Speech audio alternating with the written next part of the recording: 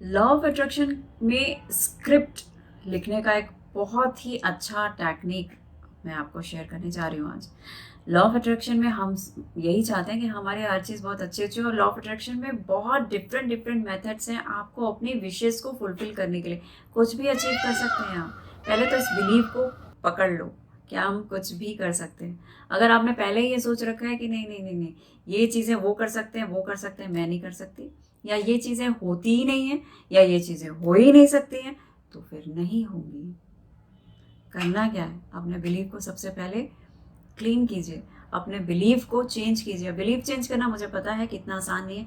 आपने जो बना रखा है बहुत समय से, आप उसी बिलीव के हिसाब से चलते जा रहे हैं और वैसे ही रिजल्ट आपकी लाइफ में आ रहे हैं। जिस रिजल्ट को पाके आज आप बहुत खुश नहीं हैं, तो अपने बिलीव को थोड़ा चेंज कीजिए। मैं किसी नए वीडियो में बताऊंगी, किसी नेक्स्ट वीडियो में बताऊंगी कि अपने बिलीव को चेंज कैसे कर सकते हैं। आज मैं लॉ ऑफ अट्रैक्शन में स्क्रिप्टिंग बताने जा रही हूँ कि आप किस तरीके से स्क्रिप्ट लिख के अपनी चीज़ों को मैनिफेस्ट कर सकते हैं। ये बहुत पावरफुल टेक्निक है और बहुत ही इजी टेक्निक है। कितना अच्छा होता है ना जब कोई पावरफुल चीज़ें भी मिल रही हैं आपको करने को और बहुत ईजी भी हो रही है। जनरली जब आप कोई पावरफुल चीज़ करने जा रहे होते हो तो वो बहुत टाइम टेकिंग होती है, बहुत एफर्ट्स लगते हैं, लेकिन यहाँ पे ऐसा कुछ नहीं होने वाला है। बहुत सहज है। आराम से मेरे वीडियो को सुनने, अब जो जो मैं बोलती जा रही हूँ उसको ध्यान से सुनेंगे और बिल्कुल सीधे बैठेंगे, शांति से बैठेंगे, किसी से बातें नहीं करनी है, फ़ोन पे नहीं रहना है, कुछ खाना पीना नहीं है। मेरे वीडियोस देखने के टाइम में मैं आप सबसे एक ही रिक्वेस्ट करती हूँ हमेशा से कि जब आप वीडियो को देखें तो पूरी तरीके से ध्यान दें। आप जितने ध्यान के साथ में मेरे वीडियोस को देखते हैं, आप देखेंगे कि आपके लाइफ में चेंज भी उतनी जल्दी जल्दी होगा, 100%। तो स्क्रिप्टिंग टेक्निक, जैसे कि आपको पता चल रहा है यहाँ कुछ स्क्रिप्ट होगी, यहाँ कुछ लिखा जा रहा है, बिल्कुल। तो सबसे पहले आपको क्या करना है, एक बहुत ही खूबसूरत सा A4 साइज पेज लीजिए या कोई अच्छी सी ब्यूटीफुल नोटबुक लीजिए, डायरी लीजिए, जहाँ आप बहुत कंफर्टेबल फील कर रहे हो, और उस डायरी पेज या जहाँ कहीं भी जिस पे आप लिखने जा रहे हैं वो आपको बहुत अच्छी फीलिंग देने वाले होने चाहिए। ये नहीं लगना चाहिए कि आपने किसी की भी कुछ भी पेपर कॉपी उठा के आपने लिखना शुरू कर दिया और आपको मन के अंदर ही लग रहा है कि मैं यहाँ लिख रही हूँ फिर इसको मैं वहाँ कॉपी करूँगी। ऐसा नहीं करना है। आपको पहले ही सेलेक्ट करनी है कि ये जो मैं पेन है या पेंसिल है मेरे पास में, ये बहुत ही पावरफुल है। उसको पहले तो आपको बहुत अच्छी सी फीलिंग देनी है अपने सामान को, अपनी नोटबुक को, उस स्पेशली उस पेज को, पेपर को, ताकि आपको लिखने से पहले ही वहाँ की एनर्जी को आपको पॉजिटिव कर लेना है। एनर्जी हर जगह होती है, ये आप सबको मैं बहुत सारे वीडियोस में बता चुकी हूँ। तो स्टार्ट करते हैं। सबसे पहले आपको लिखना ये है कि आप थैंकफुल होंगे। ये लॉ ऑफ अट्रैक्शन का अब्राहम हिक्स ने भी इसको अपने सेशंस में, अपने वीडियोस के में शेयर किया हुआ है ऑलरेडी, जो मैं आपके साथ शेयर कर रही हूँ। लेकिन मैंने, हर किसी का अपना अपना तरीका होता है कि वो क्या चाहता है, उसको स्क्रिप्ट बनाता है। सबकी स्क्रिप्ट डिफरेंट होती है, अलग अलग होती है। यहाँ पे आपको स्क्रिप्ट लिखने में सबसे पहले बहुत अच्छे से आज की डेट वगैरह डालने के बाद में आपको ये बताना है, थैंक यू फील कराना है, थैंक्स बोलना है कि आज आपके पास जो कुछ चीज़ें हैं उसके लिए आपको सबसे पहले ऊपर एक थैंक्स लिप बनाना है। जैसे कि मैं बहुत कृतज्ञ हूँ इस सुंदर जीवन के लिए, मैं आभार व्यक्त करती हूँ उस ईश्वर का जिसने मुझे ये सुंदर सा जीवन दिया है। और इस जीवन में आप कहेंगे क्या क्या सुंदरता है, अरे यार मेरा तो वो काम नहीं हो रहा, ये नहीं काम हो रहा, और मैं सुंदर कहूँ, ये जीवन मुझे तो नहीं लग रहा सुंदर। लेकिन अगर आप ध्यान से देखेंगे तो आपके पास ये फ़ोन है, आप जिस पे ये वीडियो देख रहे हैं, ठीक है, तो एक एक आप इस फ़ोन को अफोर्ड किया, आपके पास फ़ोन है, आपके पास फैमिली है, आपके पास खाना पीना है, आप अच्छा खाना पीना खा रहे हैं, आप घर के अंदर रह रहे हैं, आपके पास शेल्टर है। भगवान ने आपको 5 सेंसेस दिए हैं। आई एम श्योर कि आप इस समय देख पा रहे हैं, सुन पा रहे हैं, बोल पा रहे हैं, चल रहे हैं, फील कर पा रहे हैं। तो ये सारी चीज़ें जो भगवान ने आपको दी हैं, उसके लिए हमें उनका थैंकफुल होना है। स्क्रिप्टिंग में सबसे पहले आप किसी के पास कुछ हेल्प के लिए जाते हैं, तो सबसे पहले तो आप उसको फील कराते हैं ना, कुछ ऐसा कह के, कुछ ऐसा करके, ताकि वो आपकी मदद करें। तो जो कुछ भी उस व्यक्ति ने पहले आपको दिया किया है, आप उसके लिए कृतज्ञता व्यक्त कीजिए। यहाँ पे आप अपने सोर्स को, यूनिवर्स को या अपने भगवान को धन्यवाद कर सकते हैं, थैंकफुल हो सकते हैं। और स्क्रिप्ट में आप लिखेंगे एक एक चीज़ें जिससे आप इस समय बहुत खुश हैं। हो सकता है आपके बच्चे बहुत लायक हों, जिस घर में रह रहे हैं वो बहुत अच्छे, लोकेशन बहुत अच्छा, आपका पड़ोसी बहुत अच्छा हो, आपकी हेल्थ बहुत अच्छी हो, आपके पास धन के बहुत सारे रिसोर्सेज हो, आपके पास पैसा बहुत अच्छा है, मे बी आपका पार्टनर बहुत प्यार करने वाला है, आपके बहुत अच्छा लवर है, आप स्टडी अच्छी कर रहे हो, आपका कॉलेज बहुत अच्छा है, आपके फ्रेंड्स बहुत अच्छे हैं। There is so many things जहाँ आप अच्छाइयाँ ढूंढेंगे। आपका शेफ बहुत अच्छा है, आप खाना अच्छा खाते हैं, आप बोलते अच्छे हैं, आपकी आवाज़ बहुत सुंदर है। न जाने कितनी बातें देखी मैंने आपको गिना दी। इस तरह से आपको नोट बनाना है जिन जिन चीज़ों को आप लगता है कि हाँ, ये सारी चीज़ें तो मुझे मेरी पर्सनालिटी को बहुत ग्रेसफुल बनाती हैं, और इसमें से मैं बहुत सारी चीज़ों को बहुत इन्जॉय भी करती हूँ। तो इसके लिए आपको थैंकफुल होना है। अब आपको उन चीज़ों को अपनी लाइफ में ट्रैक करने के लिए सिंपली लिखना है, बताना है कि मान लीजिए मैं यूट्यूब बनाती हूँ तो मैं लिख सकती हूँ कि मैं बहुत कृतज्ञ हूँ, मैं थैंकफुल हूँ गॉड की, यूनिवर्स की, कि मैं अपने वीडियोस बनाती हूँ और लोग उसको बहुत पसंद करते हैं। लोगों की लाइफ में इससे बहुत सारे उनको बेनिफिट्स मिल रहे हैं, लोग जीवन में आगे बढ़ रहे हैं और इससे मुझे बहुत खुशी मिल रही है। मेरे इसी तरीके से व्यूवरशिप बढ़ती जाए।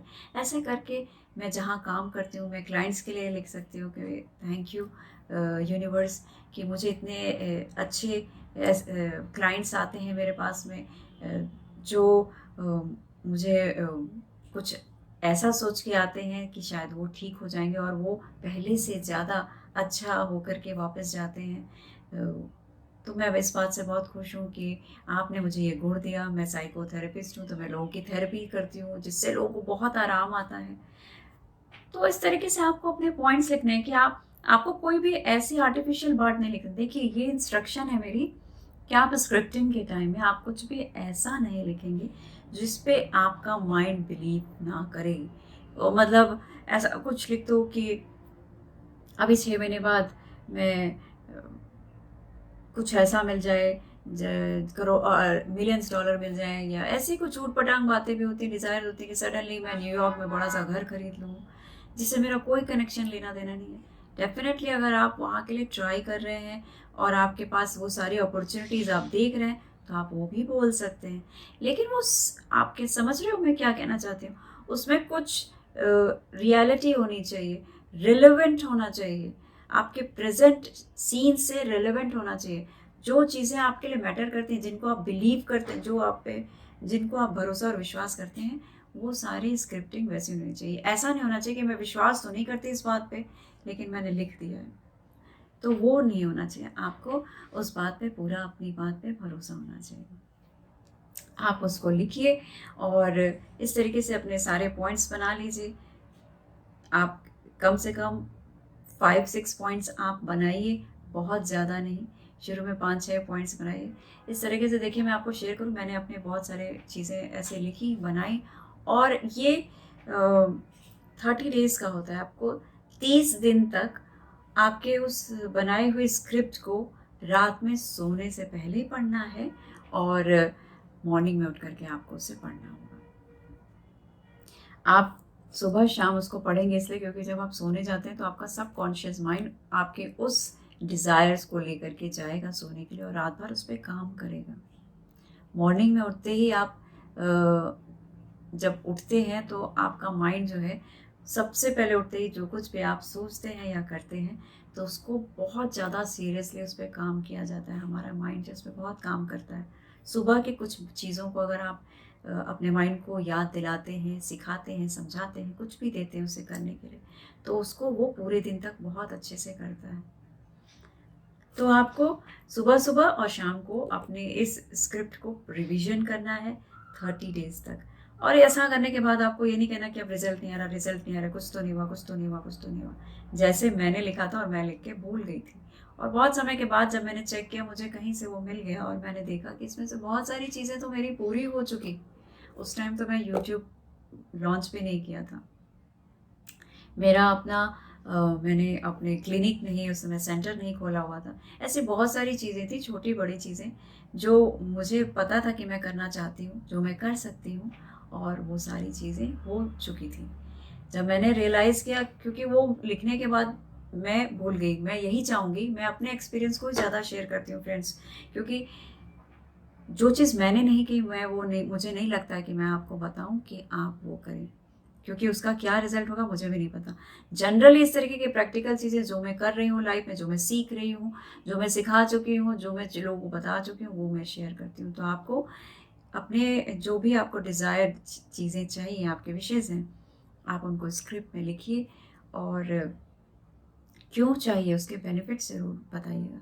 जैसे अगर आप कुछ पाना चाहते हैं, तो आपको पाना चाहते हैं, ठीक है, आप पाना चाहते हैं, लेकिन उसको पाने से उसका आपकी लाइफ में इम्पैक्ट क्या होगा, उसका असर क्या हो रहा है, आपको उससे बेनिफिट क्या हो रहा है, ये ज़रूर बताना चाहिए। उसको शॉर्ट में एक लाइन में ही आप लिखेंगे, लेकिन आप उसको ये ज़रूर बताएंगे कि आपको उससे होने वाले फ़ायदे क्या क्या हैं, आपको उससे फ़ायदा क्या होने जा रहा है। अगर आप चाह रहे हैं कि आपका इंक्रीमेंट हो जाए, अगर आप चाह रहे हैं कि आपके पास धन दौलत आ जाए, मिलियंस आ जाए, तो आप आएगा, तो आप उससे करेंगे क्या, उसका होगा क्या। ठीक है, तो आपको कुछ भी, अगर आप ऐसी चीज़ों को लिख रहे हैं, तो आपको ये ज़रूर बताना है कि आपको उससे फ़ायदा क्या क्या होने वाले हैं। आपको सुबह शाम देखना है, 30 डेज तक ये काम करना है, और उसके बाद भूल जाना है। द मोस्ट इम्पॉर्टेंट लाइन है, आपको भूल जाना है।